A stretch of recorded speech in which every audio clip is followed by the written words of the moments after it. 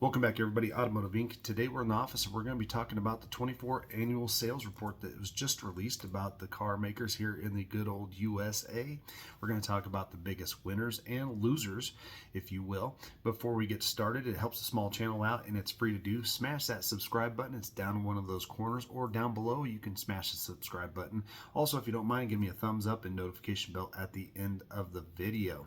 We have a lot of great content coming up here in a few weeks, and you want to make sure that you get the notification bell when it gets posted.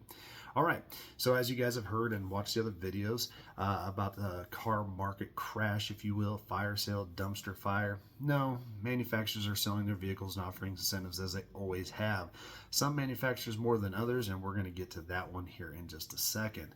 So let's talk about the biggest loser, Stellantis. They actually reported a 15% decline in U.S. sales of roughly only 1.3 million vehicles sold. That's rough.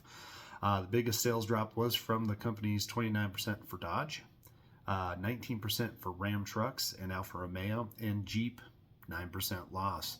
So it's kind of an interesting decline there, but with all the woes they're having, not too surprised there. Toyota did report a 3.7% uptick in their 24 sales, despite a 7.1 decline in December, but they sold about 2.3 million vehicles last year. Honda at an 8.8% increase in sales, 1.4 million vehicles, and including a 9.9% raise during the last month of the year. And a lot of this can do with incentives, all right?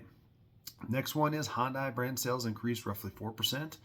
They sold almost 1 million vehicles, and Kia, the same sister company to them, reported a 1.8% increase. Now, the biggest winners, and you're probably not going to believe this, but Ford reported that annual sales of 2.08 million vehicles, up from under 2 million in 2023. And GM takes the king hat again for this year, selling 2.7 million vehicles, up 4.3% from the year before. A lot of this can go into consumer drive, new models being introduced. A lot of those factors come into it. A lot of things goes into quality reports, and some of you might have had different expectations or experiences with manufacturers, but as a whole, GM is the winner here. So with all that being said, guys, the market isn't going to go anywhere, but you can snag a good deal. And if Ram, Dodge, or Jeep is your thing, they are offering crazy things to dump their 24s. They are introducing some new 25s coming soon, and that's going to make a little bit of a bigger hurt. But that is the news, guys, just reported. Hopefully that helps everybody out to kind of maybe help you with your decision on buying your next new vehicle.